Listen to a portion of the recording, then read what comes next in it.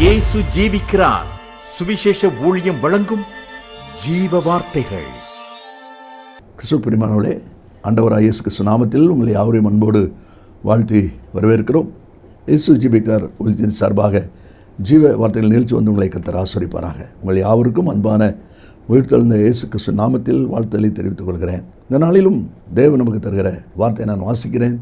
ஜெபத்துடன் கேளுங்கள். வெளிப்படுத்தல் 1 அதிகாரம் 18 வசனம். வெளிப்படுத்தல் 1:18. மரித்தேன், ஆனாலும் இதோ சதா காலங்களின் உயிரோடு இருக்கிறேன். மரணத்திற்கும் பாதாளத்துக்கும் உரிய திறவுகோல்களை உடையவராயிருக்கிறேன் என்று சொல்லி ஆண்டுடைய வார்த்தை சொல்வதை பார்க்கிறோம். திறவுகோல் என்றால் கீ அல்லது சாவி என்பது நமக்கு தெரியும். மரித்தேன், ஆனால் இதோ சதாகாலின் உயிரோடு இருக்கிறேன் சொன்னுடைய கரங்களில் என்ன இருக்கிறது? திறவுகோல்கள் இருக்கிறது. அப்போ அந்த வார்த்தையின் அனுபவத்தில் திறவுகோல் வைத்திருக்கிறார் என்றால் ஏதோ அடைக்கப்பட்டிருக்க ஒன்றை திறக்க வேண்டும், மூடி இருக்கிற ஒன்றை, பூட்டி இருக்கிற ஒன்றை திறக்க வேண்டும். அதுக்கு தான் திறவுகோல். அப்படியெல்லாம் ஆண்டுடைய கரங்களிலே, உயிர்த்தெழுந்த இயேசுவின் கரங்களிலே திறவுகோல் இருக்கிறது என்று சொல்லப்பட்டிருக்கிறது. இந்த நாளிலும் அதை குறித்து தான் சில வார்த்தைகளை நம்ம சிந்திக்க போகிறோம். ஆண்டவர் உயிர்த்தெழுந்த இயேசு இந்த திறவுகோல்களை எங்கே பயன்படுத்தியிருக்கிறார், அதை பயன்படுத்துவதற்கு அவர் தெரிந்து கொண்டிருக்கிற அனுபவங்கள் என்ன என்பதை தான் இன்றைக்கு நாம் சிந்திக்க போகிறோம்.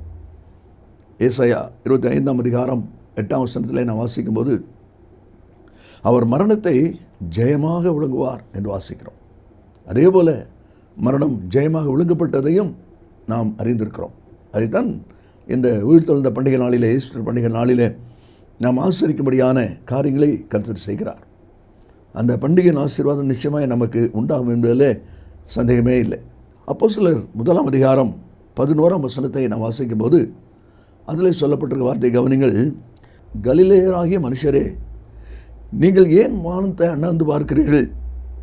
உங்களிடத்திலிருந்து வானத்துக்கு எடுத்துக்கொள்ளப்பட்ட இந்த இயேசுவானவர் எப்படி உங்கள் கண்களுக்கு முன்பாக வானத்துக்கு எழுந்தருளி போனாரோ அப்படியே மறுபடியும் வருவார். அதே வார்த்தை தான் உயிர்த்தெழுந்த பண்டிகை நாட்களிலே நிறைவேறுகிறதை நாம் அங்கே பார்க்கிறோம். ஆண்டவர் திறவுகோல்களை உடையவராக இருக்கிறேன் என்று சொல்லியிருக்கிறாரே, என்ன திறவுகோல்களை அவருடைய கரங்களில் இருக்கிறது? அந்த திறவுகோல் மூலமாக அவர் செய்திருக்கிற காரியங்கள் என்ன என்பதை நான் வாசிக்கும் போது, முதலாவது மத்தேயு சுவிசேஷம் 28 அதிகாரத்தில் 2வது வசனத்தை நாம் வாசிக்கிறோம். பூமி மிகவும் அதிரும்படி கர்த்தருடைய தூதன் வானத்திலிருந்து இறங்கி வாசலில் இருந்த கல்லை புரட்டி தள்ளி அதன் மேல் உட்கார்ந்தான். முதலாவது ஆண்டவர் அந்த திறவுகளை எதற்கு பயன்படுத்துகிறார்? அடைக்கப்பட்டிருக்கிற கல் திறக்கப்படும்படியாக. ஏனென்றால் 3ஆம் நாளில் அவர் உயிர்த்தெழுந்தார். அப்போ உயிர்த்தெழுந்த இயேசு பரலோகத்துக்கு ஏறி போகிற அனுபவங்கள் ஏற்படுவதற்கு அந்த கல்லறை திறக்கப்படுகிறதை நாம் அங்கே பார்க்கிறோம். திறக்கப்பட்ட கல்லறை திறக்கப்படுகிறது. இன்றைக்கும் இஸ்ரேல் தேசத்துக்கு போகிறவர்கள் அதை பார்க்கலாம். நானும் அதை பார்க்கும்படி கர்த்தர் உதவி செய்திருக்கிறார். திறக்கப்பட்ட கல்லறை திறவுகளில் முதலாவது தூதனுடைய கரங்களில் கர்த்தர் கொடுத்து அவன் போய் அடைக்கப்பட்டிருந்த கல்லை புரட்டி தள்ளி அது மேல் உட்கார்ந்தான் என்று சொல்லி நாம் அதில் பார்க்கிறோம். அப்படியானால் அடைக்கப்பட்ட கல்லறை திறக்கப்பட்டது என்கிற அனுபவம் அதில் இருப்பதை பார்க்கிறோம். அதில் தான் தூதன் அங்கே கல்லறைக்கு சுகந்த வர்க்கமுடி வருகிறவர்களை பார்த்து சொல்லும் பொழுது 6வது வசனத்திலே, அவர் இங்கே இல்லை, தாம் சொன்னபடியே உயிர்த்தெழுந்தார். நல்ல கவனிங்க, 3ஆம் நாளிலே உயிர்த்தெழுவேன் என்று சொல்லி சீஷர்களுக்கு ஆண்டவர் சொன்னாரே, அந்த வார்த்தை நிறைவேறுதல் அது என்ன வாசிக்கிறோம்? அவர் சொன்னபடியே உயிர்த்தெழுந்தார் என்று சொல்லப்பட்டிருக்கிறது. அது மட்டுமல்ல, 7ஆம் வசனத்தில் நாம் வாசிக்கிறோம், அவர் உங்களுக்கு முன்னே கலிலேயாவுக்கு போகிறார், அங்கே அவரை காண்பீர்கள். சிஷ்யரை சொல்லுங்கள், உங்களுக்கு முன்னே அவர் கலிலேயாவுக்கு போகிறார், அங்கே போனால் நீங்கள் அவர்களை பார்க்கலாம். அதனால தான் இந்த கலிலேயா மனுஷர் என்று சொல்லி நான் வாசித்தோமே, எப்படி எழுந்தருளி போனாரோ அப்படியே திரும்பவும் வருவார். இந்த வார்த்தை கேட்ட அன்பு நேச பிள்ளைகளே, அடைக்கப்பட்ட கல்லறையானது திறக்கப்பட்டது என்று சொல்லி அந்த வார்த்தையில் நாம் அதில் வாசிக்கிறோம். 28ஆம் அதிகாரத்தில் 10வது வசனத்தை நான் வாசிக்கும் போது அதில் சொல்லப்பட்டிருக்கிறது, நீங்கள் போய் என் சகோதரர் கலிலேயாவுக்கு போகும்படி அவர்களுக்கு சொல்லுங்கள், அங்கே அவர்கள் என்னை காண்பார்கள். என்ன அருமையான வார்த்தை பார்த்தீங்களா? அங்கே அவர்கள் என்னை காண்பார்கள் என்று சொல்லி இயேசு சொல்வதை நாம் அதில் பார்க்கிறோம். 7வது வசனத்தில் அந்த தூதன் தான் சொல்லுகிறான், அவர் உங்களுக்கு முன்னே கலிலேயாவுக்கு போகிறார், அங்கே போங்க நீங்கள் பார்க்கலாம் அப்படின்னு தூதன் சொன்னான். இப்போ இயேசு சொல்கிறார், அங்கே அவர்கள் என்னை காண்பார்கள்.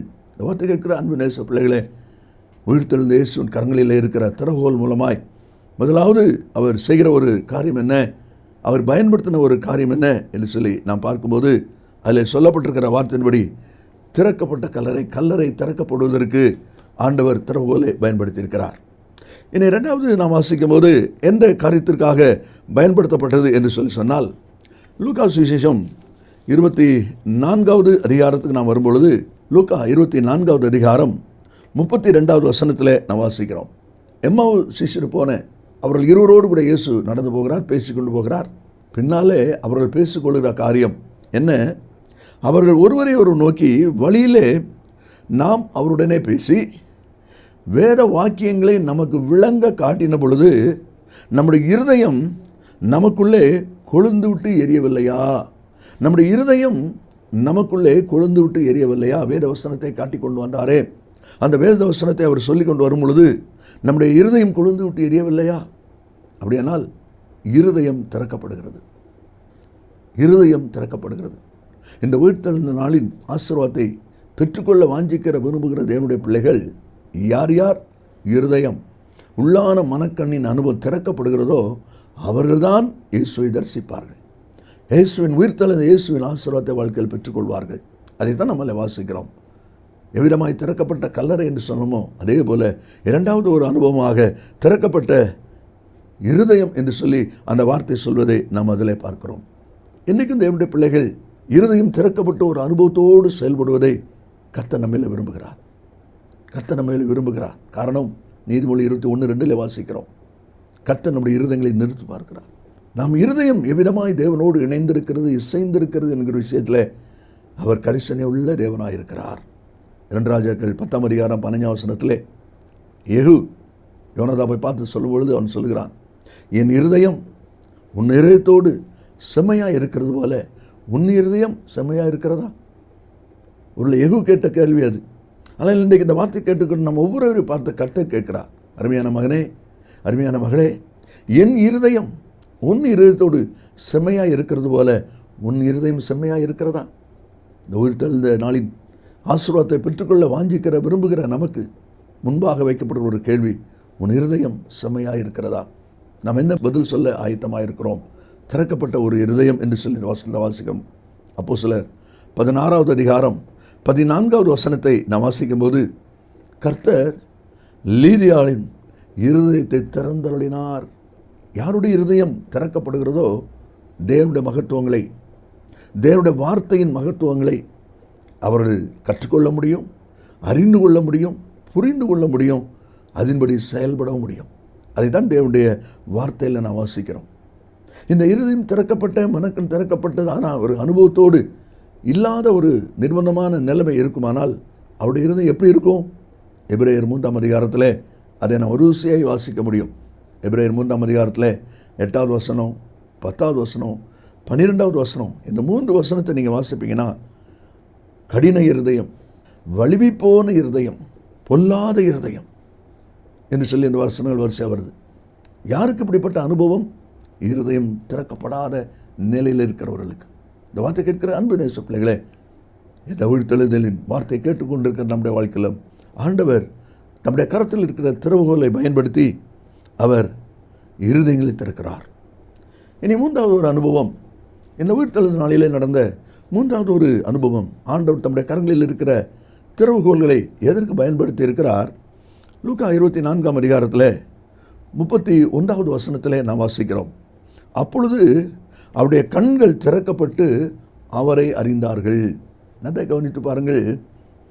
இதோ சதகாலையில் உயிரோடு இருக்கிறேன்னு சொன்ன கர்த்தர், திறவுகோல்களை உடையவராக இருக்கிறேன்னு சொன்ன கர்த்தர், 3வது அவர் எதற்கு தம்முடைய கரங்களில் இருக்கிற திறவுகளை பயன்படுத்துகிறார்? கண்கள் திறக்கப்படுவதற்கு. இந்த எம்மாவு என்கிற கிராமத்துக்கு போன்ற 2 சீஷர்களும் இயேசுவோடு போகிறாங்க, இயேசுவோடு பேசுகிறாங்க, இயேசு அவர்களோடு பேசுகிறார். இவர் கேள்வி கேட்குறார், அவங்க பதில் சொல்கிறாங்க, இணைந்து பிரயாணம் பண்ணுறாங்க. இதெல்லாம் ஒன்றா நடக்குது. பொழுதாயிற்று, அப்புறம் ஒரு போல காண்பித்தாரோ வீட்டுக்கு கூட்டுட்டாங்க. இதெல்லாம் நடக்குது. அதே சமயத்தில் தன்னோடு வருகிறவர், தன்னோடு பேசுகிறவர் இயேசு என்பதை அறியக்கூடாதபடி மனக்கண் குருடான ஒரு நிலையில் தான் அவள் இருக்கிறதை பார்க்கிறோம். அதுதான் இந்த வசனத்திலே சொல்லப்பட்டிருக்கிறது. அவருடைய கண்கள் திறக்கப்பட்டு அவரை அறிந்தார்கள். உடனே அவர் அவர்களுக்கு மறைந்து போனார். இந்த வார்த்தை கேட்கிற அன்பு நேச பிள்ளைகளே, மனுஷிய கண்களில் நீங்கள் வேதத்தை வாசிக்கலாம், அதை ஒரு தியானிக்கலாம். ஆனால் அதே சமயத்தில் ஆவிக்குரிய கண் திறக்கப்பட்ட ஒரு அனுபவம் இருந்தால்தான் வேதத்தின் மகத்துவத்தை நாம் அறிய முடியும். நம்முடைய வேதத்தின் மகத்துவங்களை பார்க்கும்படி என் இதய கண்களை திறந்தருளும் என்று சொல்லி நம்ம வாசிக்கிறோமே, ஜெபிக்கிறோமே. அந்த அனுபவம் அதானே இல்லை வாசிக்கிறோம். திறவுகோல்களை உடையவர் உயிர்த்தெழுந்த நாளின் ஆசீர்வாதத்தில் செய்கிற மூன்றாவது ஒரு காரியம், மனக்கண் திறக்கப்படுகிறது, உள்ளான கண்கள் திறக்கப்படுகிறது.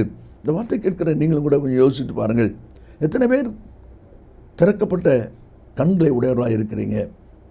அதை தான் இந்த நாளிலே நாம் சிந்திக்கும்படி ஆண்டவர் நம்மிடத்தில் எதிர்பார்க்கிறார். ஏன் கட்டை திறக்கணும்?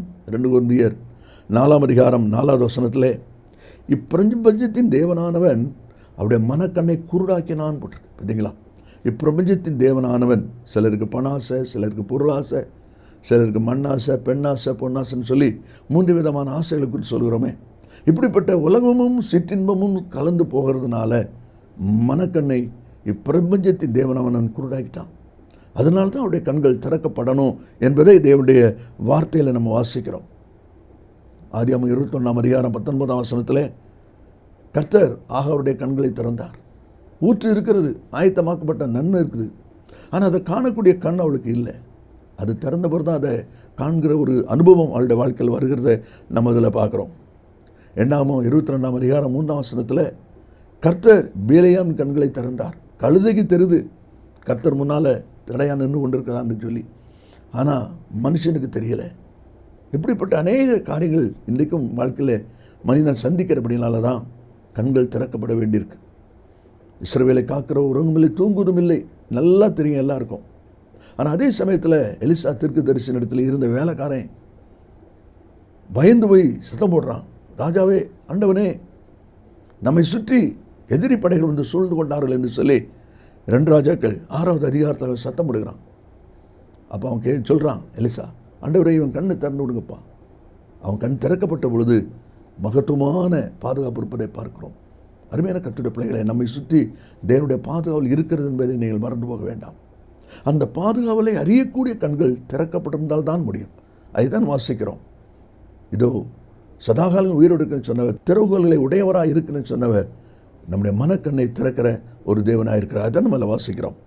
கடைசியாக யோவான் சுவிசேஷம் 20ஆம் அதிகாரம் 27ஆம் வசனம், அதிலே சொல்லப்பட்டிருக்கிறது, இயேசு தோமாவை நோக்கி, நீ உன் விரலை இங்கே நீட்டி என் கைகளை பார், உன் கையை நீட்டி என் விலாவிலே போடு, அவிசுவாசியாயிராமல் விசுவாசியாயிரு. இயேசுவோடு இருந்தவங்க, இயேசுவோடு ஊழியம் செய்தவங்க, இயேசுவோடு பயணம் செய்தவங்க, ஆனால் அதே சமயத்தில் விசுவாச குறைவு அவங்களுக்குள்ளே இருக்கிறதை பார்க்குறோம். கட்டப்பட்டிருக்கிற ஒரு நிலையில் இருக்கிறதை பார்க்குறோம். ஆண்டவர் அந்த விசுவாசத்தை திறந்து விடுகிறார். அதான் சொல்லப்பட்டிருக்கு, நீ அவிசுவாசியாயிராமல் விசுவாசியாயிரு. அப்படியானால் திறக்கப்பட்ட ஒரு விசுவாசம். இந்த வார்த்தை கேட்குற அன்பு நேச பிள்ளைகளே, நம்முடைய வாழ்க்கையில் கூட யோசித்து பாருங்கள். சிஷ்யர் போய் அவன்கிட்ட கேட்குறாங்க, லூக்கா 17:5, ஆண்டவரே, எங்களுடைய விசுவாசத்தை வர்த்திக்க பண்ணும். அப்படியானால் விசுவாச குறைவு அவர்களுக்கு இருக்கிறதுனால தான் அவங்க அந்த வார்த்தை சொல்வதை பார்க்குறோம். எங்களுடைய விசுவாசத்தை வர்த்திக்க பண்ணும் ஆண்டவரே என்று சொல்லி அவர்கள் கேட்கிற ஒரு அனுபவத்தை நாம் அதில் பார்க்கிறோம். இந்த வார்த்தை கேட்கிற நீங்களும் கூட பூர்வீக கிறிஸ்தவராக பல ஆண்டுகள் கர்த்தரை தேடுகிறவர்களாக, ஒருவேளை கர்த்தருக்கு ஊழியம் செய்கிறவர்களாக கூட இருக்கலாம். ரொம்ப சந்தோஷமான காரியம். ஆனால் அதே சமயத்தில் உங்களுடைய விசுவாசத்தின் அளவு எவ்விதமாக இருக்கிறது? விசுவாசத்தின் கண்கள் பூட்டப்பட்ட, அடைக்கப்பட்ட ஒரு நிலையில் இருக்குமானால் நீங்கள் தேவனுடைய ஆசீர்வாதத்தை பெற்றுக்கொள்ள கடினமான காரியம். விசுவாசம் இல்லாமல் தேவனுக்கு பிரியமாக இருப்பது கூடாத ஒரு காரியம். அப்படின்னா எந்த அளவுக்கு உங்களுடைய விசுவாசத்தின் அனுபவம் இருக்கிறது என்பதை யோசித்து பாருங்கள். அப்போஸ்தலர் புத்தகத்தில் 14ஆம் அதிகாரம் 9வது வசனத்தை நீங்கள் வாசிப்பீர்களானால் அதில் பவுல் பிரசங்கத்தை கேட்டுக்கொண்டிருந்த ஒரு சப்பானியான மனுஷனை பார்த்தோம். என்ன சொல்கிறான் பாருங்கள். பவுல் பேசுகிறதை கேட்டுக்கொண்டிருந்தான்.